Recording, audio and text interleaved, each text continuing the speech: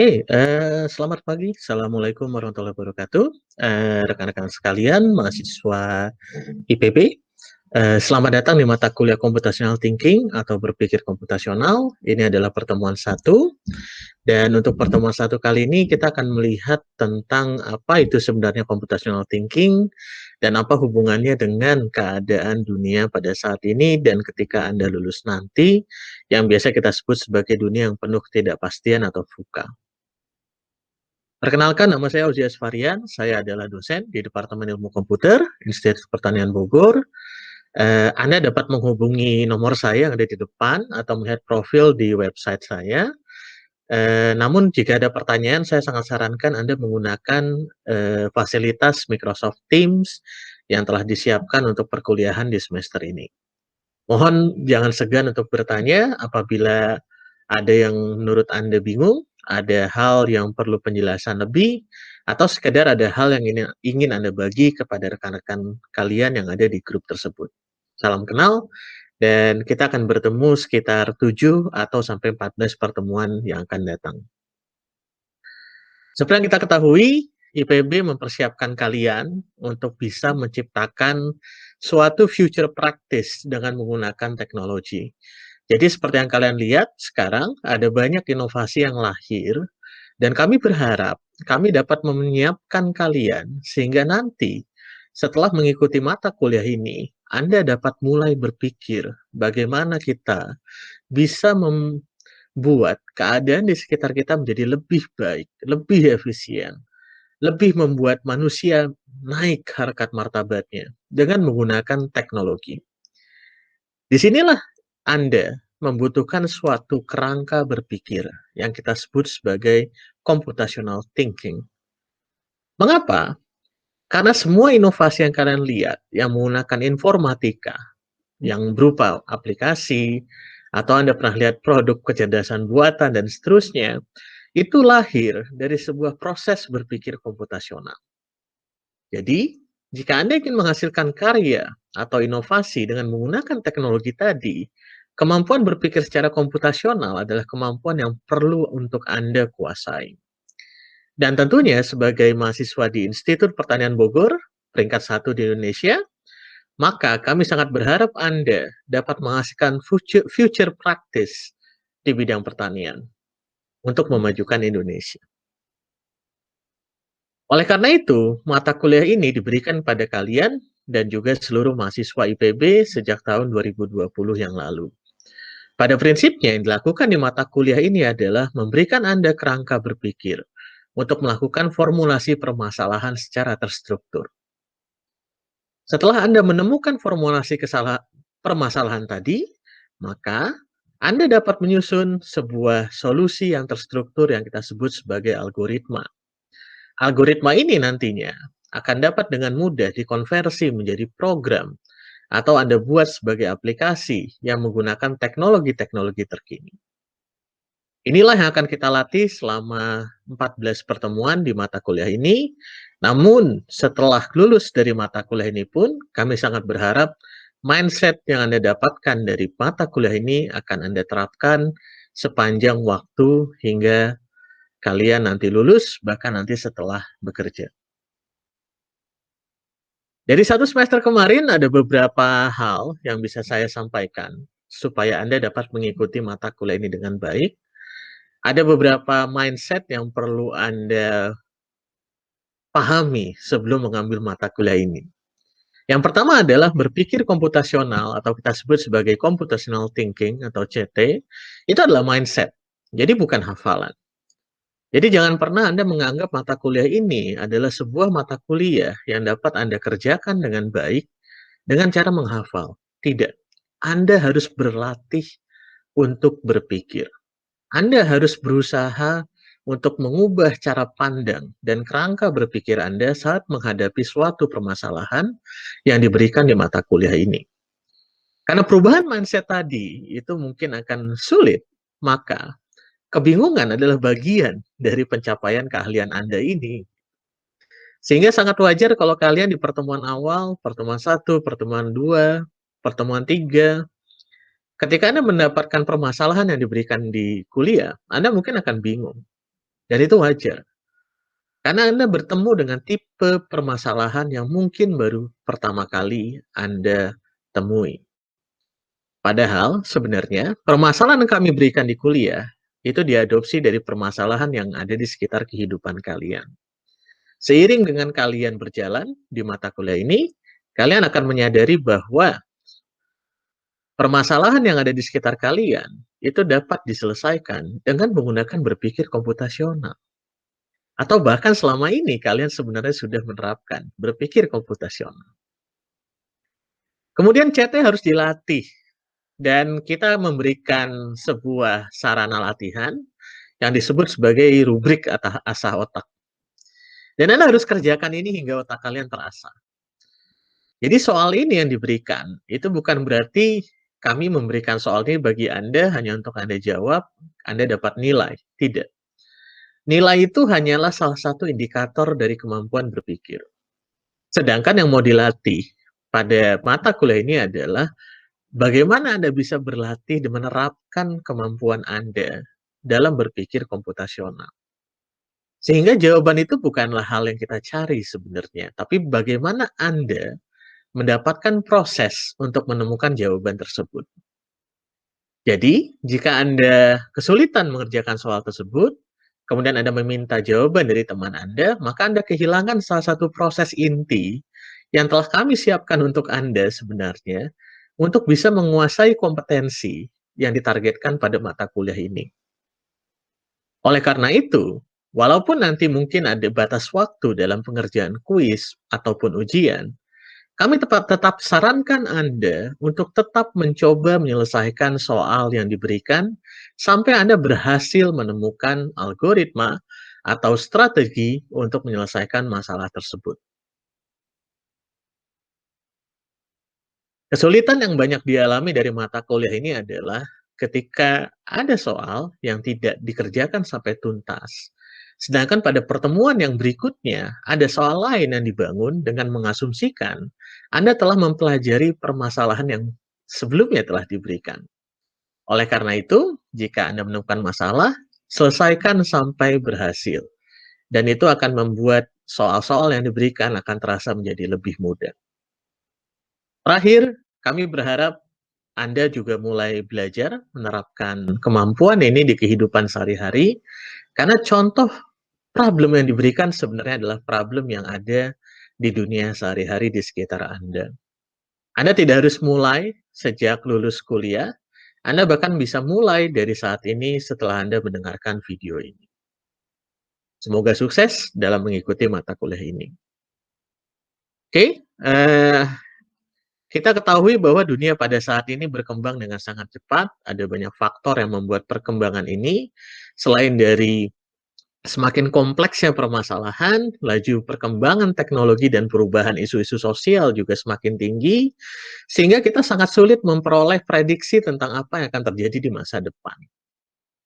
Anda baru masuk kuliah saat ini, begitu Anda lulus, bisa jadi ada bidang baru yang mungkin Anda tiba-tiba tertarik. Ada profesi yang tadinya ada menjadi hilang.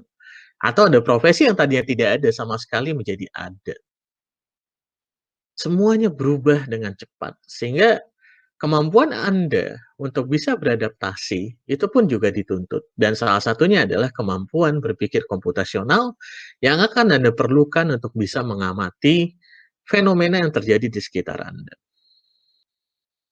Industri 4.0 mungkin sering kalian dengar, di mana teknologi berkembang dengan sangat pesat. Kalau Anda lihat 10 tahun lalu, tidak usah jauh-jauh, handphone yang Anda miliki, spesifikasinya sangat jauh berbeda dengan saat ini. Kemudian kompetisi yang terjadi juga sangat luar biasa. Ketika orang tidak lagi bekerja atau belajar untuk mendapatkan skill yang orang lain sudah punya, tapi memikirkan apa yang harus mereka miliki untuk bisa bersaing di masa yang akan datang. Ada banyak skill-skill baru yang mungkin belum pernah Anda kenal, yang itu harus Anda siapkan dari sekarang, agar Anda bisa menjadi lulusan yang unggul. Ada banyak bisnis yang hilang, terdistrupsi oleh inovasi, ada juga bisnis yang baru muncul dengan memanfaatkan teknologi ini. Dan edukasi pun jadi luar biasa berubah. semuanya bisa berjalan dengan online saat ini. Anda bisa fleksibel, Anda bisa mengatur sendiri apa yang ingin Anda pelajari. Bahkan Indonesia sudah menganut sebuah sistem yang disebut sebagai Merdeka Belajar, dan Anda adalah angkatan pertama yang merasakan kurikulum tersebut. Dan ini adalah saatnya Anda untuk memanfaatkan semua ekosistem yang telah kami siapkan untuk bisa menjadi pribadi yang unggul, yang bisa membawa Indonesia, diri Anda, keluarga kalian, lingkungan sekitar kalian ke arah yang jauh lebih baik. Dan bicara tentang future practice, kita bicara tentang sebuah praktik baik yang saat ini sudah terjadi yang kita sebut sebagai best practice. Jadi best practice adalah sesuatu yang dianggap orang sebagai solusi yang paling efisien, cara yang paling baik untuk melakukan sesuatu pada saat ini. Tapi manusia berkembang, teknologi berkembang. Sehingga ada orang-orang yang mulai berpikir bagaimana kita bisa mengubah sebuah praktik baik yang ada saat ini menjadi jauh lebih baik lagi dengan menggunakan teknologi. Dan inovasi seperti itu kita sebut sebagai future practice. Nantinya memang future practice ketika sudah dimanfaatkan oleh semua orang di dunia atau sebagian besar, dia akan menjadi best practice yang baru. Dan pada saat itu mungkin akan ada orang lain yang akan memikirkan future practice berikutnya. Dan kami ingin itu adalah Anda.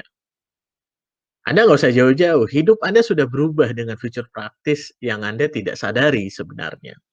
Dulu ketika mesin transportasi, Anda mau naik ojek misalnya, masih ingat nggak caranya melakukan itu dulu? Anda mungkin harus berjalan dulu ke pangkalan ojek dan seterusnya. Sekarang Anda tinggal buka HP kalian, mereka datang di depan rumah kita. Ada praktek yang berubah karena adanya teknologi tadi. Dan di balik perubahan tadi ada orang-orang yang berhasil memikirkan cara untuk mengubah praktik itu. Kemudian, pertemanan. Sebelum ada media sosial, Anda mungkin harus menghafal nomor telepon teman-teman kalian. Atau mungkin Anda harus ketemu langsung dengan orang, pergi ke rumahnya, ketok pintunya, Anda ngobrol. Sekarang Anda terkoneksi dengan berbagai media sosial. Ada banyak yang bisa Anda gunakan. Anda ingin belanja, dulu harus pergi ke toko, sekarang nggak perlu. Anda tinggal buka komputer Anda, handphone Anda tinggal cari barang yang Anda inginkan, barangnya akan sampai besok hari. Anda pengen pergi, keluar, pengen jalan-jalan murah. Dulu mungkin Anda harus cari hotel. Anda pesen dulu lewat telepon, sekarang semuanya tinggal lewat aplikasi. Jadi dalam waktu 10 tahun yang ini, ada banyak best practice yang ketika itu dilakukan oleh banyak orang, berubah dengan adanya teknologi. Dan itu kita sebut sebagai disrupsi. Selama ini mungkin kita hanya bisa menjadi pengikut, artinya ada orang lain yang telah membuat disrupsi tadi, dan kita tinggal mengikuti saja, tapi kami ingin kalian bisa menjadi orang-orang yang bisa membawa masyarakat ini ke arah future practice. Dan teknologi pun berubah dengan sangat cepat. Kalau kalian lihat di hype cycle Gartner di depan, ada banyak teknologi yang sekarang muncul, kemudian menghilang. Ada banyak teknologi yang akhirnya berhasil dibumikan, diinternalisasikan pada masyarakat dan menjadi populer. Ada juga yang gagal dan seterusnya. Ini adalah sebuah potensi bagi Anda. Bagaimana caranya Anda bisa menciptakan future practice baru dengan menerapkan teknologi-teknologi yang muncul? Anda harus rajin baca, Anda harus rajin belajar, searching, baca berita, follow akun media sosial yang berbicara tentang teknologi, dan kaitkan itu pada kehidupan Anda dan pikirkan bagaimana teknologi tadi bisa mengubah hidup Anda menjadi lebih baik. Dulu ilustrasinya kita punya handphone, ini handphone impian saya waktu itu tahun 2008 atau 2007. Kemudian sekarang kita sudah tahu bahwa handphonenya berubah semua. Anda mungkin sudah punya handphone dengan berbagai merek. Dan pada waktu itu mungkin kita tidak bisa membayangkan ada sebuah handphone teknologinya tinggi, sekuat komputer, yang harganya bisa sangat murah. Ini adalah sebuah disrupsi yang terjadi pada hidup kita. Oke, bicara tentang skill masa depan, ternyata ada penelitian dari World Economic Forum Ini adalah sebuah forum dari negara-negara di dunia untuk membicarakan tentang tantangan, peluang, strategi ekonomi yang harus dikejar agar sebuah negara bisa tetap kompetitif. Ternyata pada tahun 2025, semua pegawai, pekerja kita, itu butuh skill yang sama sekali mungkin belum ada. Ada 50% yang harus diubah. Bagi Anda yang ingin bekerja, ini perlu untuk Anda pikirkan. Bagi Anda yang ingin wirausaha pun, ini perlu. Sehingga Anda bisa merekrut orang-orang yang memiliki skill ini. Sehingga bisa membuat usaha Anda bisa berkembang. Apa saja skillnya? Kalau kalian lihat, eh,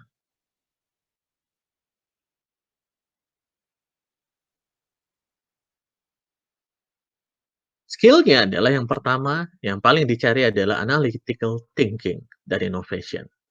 Ini perlu supaya orang bisa membuat future practice. Dunia berubah, teknologi berubah, orang perlu belajar terus-menerus, maka kemampuan kedua yang dibutuhkan adalah active learning. Bagaimana Anda terus belajar, tidak pernah berhenti, agar membuat diri Anda bisa terus catch up dengan segala perkembangan yang ada di dunia. Masalah makin kompleks, maka diperlukan sebuah skill kompleks problem solving. Dan juga dibantu dengan critical thinking dan analisis, dan untuk menghasilkan inovasi, Anda butuh kreativitas, orisinalitas, dan imajinasi, dan inisiasi, dan seterusnya. Dari 10 skill ini, Anda bisa mulai berpikir, skill mana yang telah Anda miliki saat ini? Skill mana yang menurut Anda paling kurang? Dan Anda harus buat strategi agar setelah Anda lulus nanti, Anda sudah memiliki skill tersebut. Supaya Anda ketika lulus, bisa menjadi manusia yang dicari oleh orang. Dan ingat bahwa apapun bidang ilmu Anda pada akhirnya akan menggunakan teknologi. Teknologi ini akan mengubah semuanya. Bahkan kehidupan kalian. Kalau dulu silaturahmi di rumah, kita mungkin ketemu langsung, sekarang pada pakai video call. Berubah semuanya. Orang-orang dulu mungkin tidak terlalu berpikir bagaimana komputer dapat digunakan di kehidupan mereka. Sekarang apapun yang terjadi, ada komputer di situ. Sehingga Anda akan butuh computational thinking, dimanapun Anda akan bekerja. Oke, dan kalau kita lihat adalah computational thinking ini, itu adalah sebuah essential skill, artinya ini adalah sebuah kemampuan yang wajib untuk dimiliki, yang fundamental dimiliki oleh siapapun, kalian maupun saya, dan ini memberikan sebuah kerangka berpikir, lagi-lagi, untuk menyelesaikan suatu permasalahan. Ini bukan hanya tentang komputer. Komputer itu hanyalah ujungnya. Kerangka berpikirnya itu perlu dimiliki oleh semua orang. Computational thinking bukan hal yang baru. Dari tahun 1980 itu sudah muncul oleh Seymour Papert. Itu ada salah satu judul bukunya yaitu Mindstorm. Anda dapat baca di internet. Kemudian dilahirkan kembali, dipopulerkan kembali oleh Janet M. Wing lewat tulisannya di artikel di ASEM, majalah ASEM, dan dari situ mulai banyak inisiasi-inisiasi untuk mengintegrasikan berpikir komputasional pada pendidikan. Pada saat ini Anda merasakan pembelajaran CT di tingkat perkuliahan. Tapi pada saat ini juga kami sedang mempersiapkan bagaimana CT dapat diperkenalkan sejak SMA, SMP, bahkan SD. Mengapa ini penting? Jadi, kalau kita terjemahkan dalam bahasa sederhana, kalau Anda bisa berpikir komputasional, maka Anda bisa buat strategi berpikir Anda dapat diikuti oleh orang lain. Dan itu dapat dilakukan oleh komputer dengan efektif. Jadi misalnya Anda punya sebuah cara baru untuk bisa mesen makanan secara online. Katakanlah seperti ini contoh yang sudah ada. Maka ketika Anda berhasil memformulasikan strategi Anda untuk memesan tadi, Anda bisa bangun aplikasi di sana. Dan aplikasi itu bisa digunakan oleh banyak orang, sehingga banyak orang jadi merasakan inovasi yang kalian buat. Future practice yang kalian lahirkan dapat digunakan oleh orang lain dengan mudah. Karena ketika Anda menghasilkan sebuah produk digital, Produk digital itu pemasarannya gampang. Anda publish ke Play Store atau ke App Store, semua orang di dunia akan bisa akses itu. Future practice yang Anda buat bisa digunakan oleh semua orang di dunia dengan cepat. Facebook berkembang dari 10 user sampai miliaran user hanya dalam waktu kurang dari 10 tahun. Dan ini menjadi sebuah kesempatan bagi Anda. Sebaik-baiknya orang adalah orang yang memberi manfaat bagi orang lain, dan ini adalah waktu yang paling tepat bagi Anda untuk memberikan manfaat bagi sebanyak mungkin orang yang ada di dunia ini. Karya Anda sekarang bisa dimanfaatkan oleh semua orang di seluruh dunia hanya dengan sebuah proses yang mudah. Nah, computational thinking memberikan sebuah kerangka berpikir. Ada 4 teknik yang akan Anda gunakan, yaitu adalah abstraksi, algoritma, dekomposisi, dan pengenalan pola atau pattern recognition. Abstraksi adalah kemampuan Anda untuk fokus pada informasi yang penting dan menghilangkan detail yang mungkin tidak terlalu penting untuk Anda menyelesaikan permasalahan yang diberikan. Algoritma adalah langkah untuk menghasilkan solusi. Algoritma adalah solusi untuk menyelesaikan suatu permasalahan. Anda punya strategi untuk menyelesaikan permasalahan yang telah diberikan. Untuk menyusun algoritma, Anda butuh dekomposisi, yaitu bagaimana Anda dapat membuat sebuah permasalahan yang sulit dan besar ke dalam bentuk-bentuk yang lebih kecil dan dapat diselesaikan dengan lebih mudah. Dan selain dekomposisi, Anda butuh pengenalan pola, yang mana pada tahap ini Anda mencoba melihat pengalaman masa lalu Anda ketika menyelesaikan permasalahan yang serupa. Karena mungkin ada strategi yang telah Anda temukan di masa lalu atau mungkin ditemukan oleh orang lain yang dapat Anda terapkan pada permasalahan yang sedang Anda lakukan.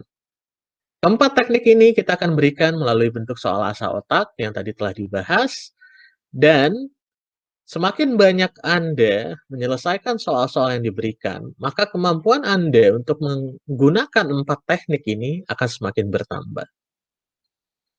Artinya, jika Anda mengerjakan asa otak dengan benar, pada pertemuan ke-14, Anda seharusnya dapat menyelesaikan permasalahan yang jauh lebih kompleks dibandingkan yang diberikan pada pertemuan yang pertama.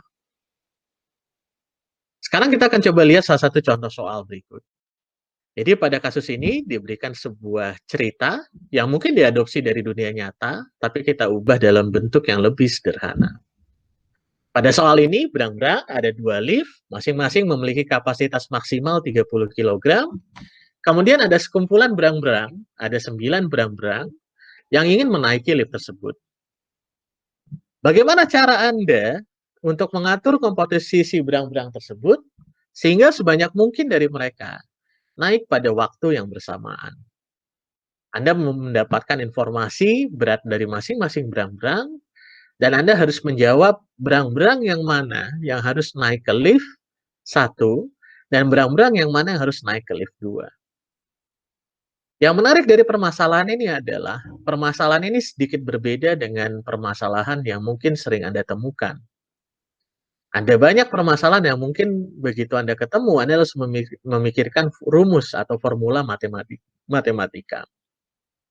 Tapi pada soal seperti ini, Anda membutuhkan waktu untuk menganalisis dan menyusun strategi yang mungkin lebih kompleks. Sekarang, saya berikan waktu bagi Anda untuk memikirkan solusi dari permasalahan ini, dan Anda dapat mempause video ini hingga Anda dapat menemukan jawabannya.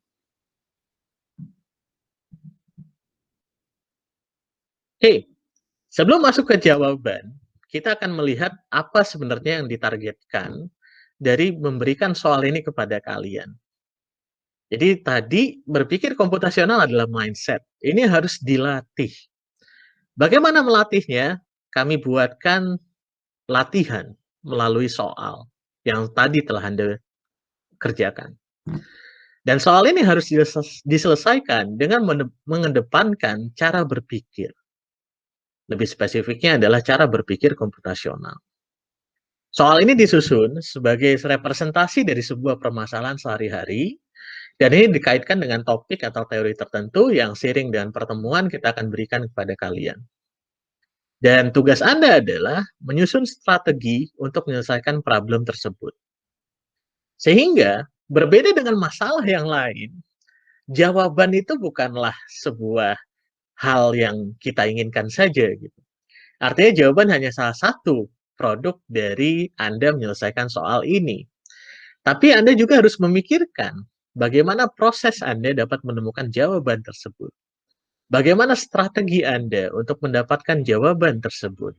Bagaimana membuat orang bisa mengerti cara Anda menyelesaikan permasalahan ini dan memperoleh jawaban tersebut. Itu yang mau kita latih dari kalian. Bukan hanya sekedar mendapatkan solusi akhirnya, tapi bagaimana prosesnya, strategi kalian untuk mendapatkan solusi tersebut.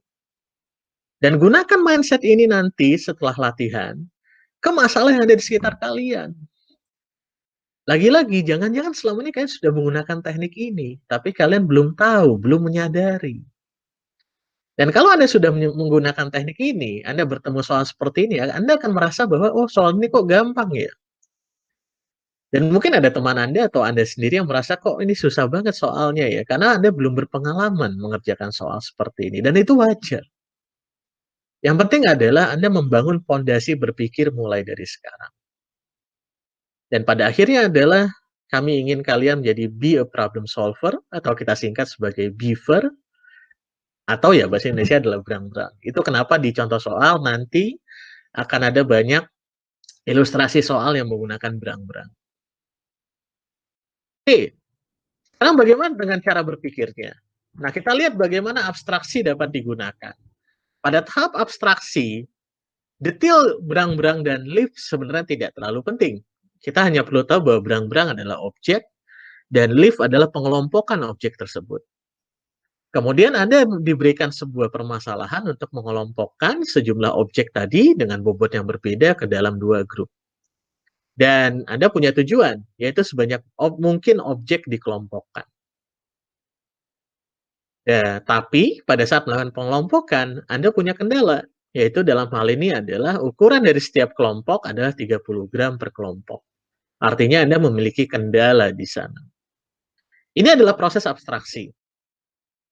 Anda bisa melakukan abstraksi ini dengan tetap menggunakan berang-berang ataupun kelompok, itu tidak ada masalah, tergantung daripada bagaimana cara berpikir yang Anda sukai. Tapi ketika bertemu dengan permasalahan yang lebih kompleks, mengumpamakan suatu entitas ke dalam bentuk yang lebih general akan sangat membantu Anda untuk menyelesaikan permasalahan tersebut. Kemudian yang kedua, Anda akan melihat bahwa ternyata antar kelompok ini atau lift tadi itu tidak memiliki keterkaitan. Mengapa? Karena setiap objek hanya bisa masuk ke salah satu kelompok. Oleh karena itu, masalah yang kita tadinya harus memasukkan ke dalam dua lift, sebenarnya bisa kita bagi menjadi dua permasalahan. Yaitu kita bagi ke lift yang pertama terlebih dahulu, atau kelompok yang pertama, kemudian sisa orangnya atau sisa berang-berangnya kita masukkan ke kelompok yang kedua atau lift yang kedua. Dan setelah Anda memaksimalkan masing-masing lift, Anda dapat kelompok yang pertama dan kelompok kedua, Anda akan mendapatkan jawaban dari permasalahan tersebut. Ini adalah langkah dekomposisi yang dapat kalian lakukan. Setelah Anda memahami permasalahannya, maka Anda mulai merancang strategi. Bagaimana saya bisa menyelesaikan permasalahan ini? Dan di sini Anda mulai berpikir untuk mencari masalah-masalah serupa yang pernah kalian selesaikan di waktu sebelumnya. Di sini kemampuan pengenalan pola Anda jalan. Anda coba mencari, apakah ada ya masalah sejenis yang pernah saya temui di masa lalu, dan saya berhasil menyelesaikan masalah itu dengan benar. Misal, ya kalian mau pergi tamasya dengan teman Anda, ada 3 mobil yang bisa digunakan, Anda perlu mengatur siapa yang harus berada di mobil yang mana, kemudian supaya semua orang bisa masuk di ketiga mobil yang telah tersedia tadi, dan semuanya bisa liburan tanpa ada yang tertinggal. Nah, di sini mungkin ada strategi, misalnya kalian masukkan dulu dari yang bertubuh paling kecil. Nah, di sini Anda bisa menyesuaikan strategi yang Anda temui di masa lampau ke dalam kasus yang Anda temui saat ini. Dan ini adalah pengenalan pola.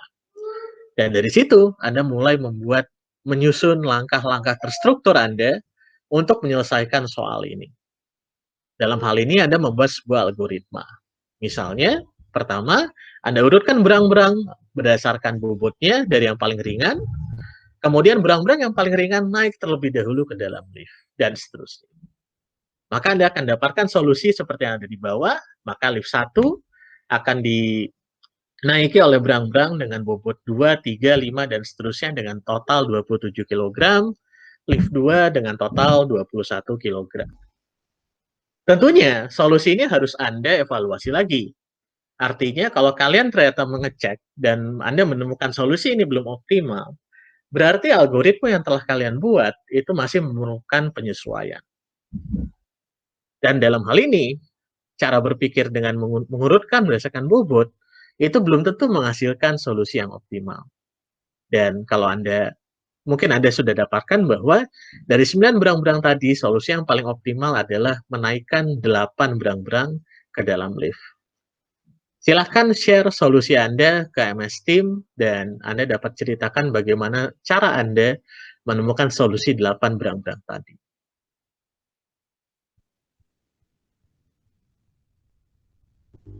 Oke, nah sekarang apa hikmah dari problem ini? Yang pertama adalah, ini adalah salah satu jenis problem yang namanya adalah optimasi. Yaitu optimasi dalam hal ini adalah mencari solusi terbaik di antara beberapa alternatif solusi. Dalam hal ini, Anda ingin mencari bagaimana Anda dapat mengatur berang-berang tadi untuk ke dalam 2 kelompok lift yang berbeda. Ada banyak masalah lain yang bentuknya adalah optimasi. Yang nantinya ketika Anda bertemu dengan soal seperti itu, mungkin Anda akan teringat dengan kasus berang-berang ini, yang juga merupakan cara optimasi. Nah, optimasi itu punya ciri yaitu ada objektif dan ada kendala yang perlu Anda cari dengan abstraksi dan dekomposisi. Sehingga Anda tahu sekarang ketika Anda menemukan masalah optimasi, maka Anda harus cari objektifnya apa dan kendalanya apa pada tahap abstraksi dan dekomposisi.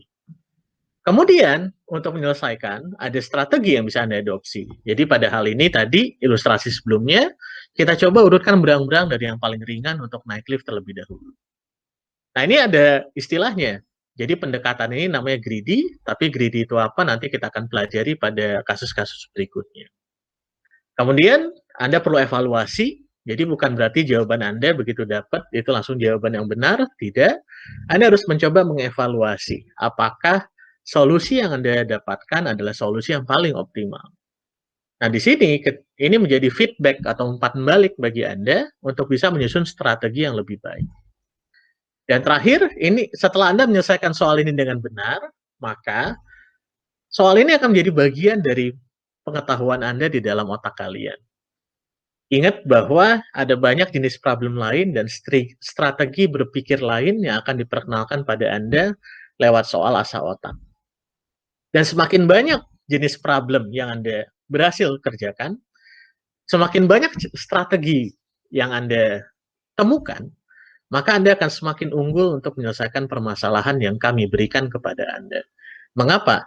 Karena semakin Anda berlatih, database atau basis data atau koleksi kasus dan strategi di otak kalian itu semakin banyak. Sehingga begitu ketemu suatu kasus, Anda akan lebih cepat melakukan analisis dan menemukan strategi dari problem yang diberikan.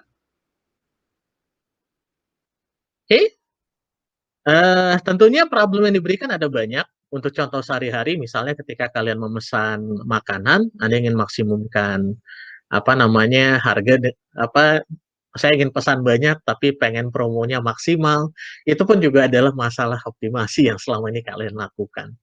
Atau kalian mau mudik, kemudian Anda berpikir jalur mana yang harus saya tempuh nih supaya bisa sampai ke tempat tujuan dengan cepat, itu pun juga ada salah satu masalah optimasi. Atau ketika Anda belajar online, Anda ingin memilih paket data dan provider, Anda pertimbangkan itu dan itu pun juga adalah masalah optimasi kalau Anda ingin mendapatkan yang terbanyak dengan biaya semudah mungkin dan seterusnya. Carilah masalah ini yang ada di sekitar kalian dan kalian coba pikirkan strategi menyelesaikan masalah ini. Oke, terakhir saya ingatkan kembali tentang tips ini, mohon ini dapat dipahami dengan baik.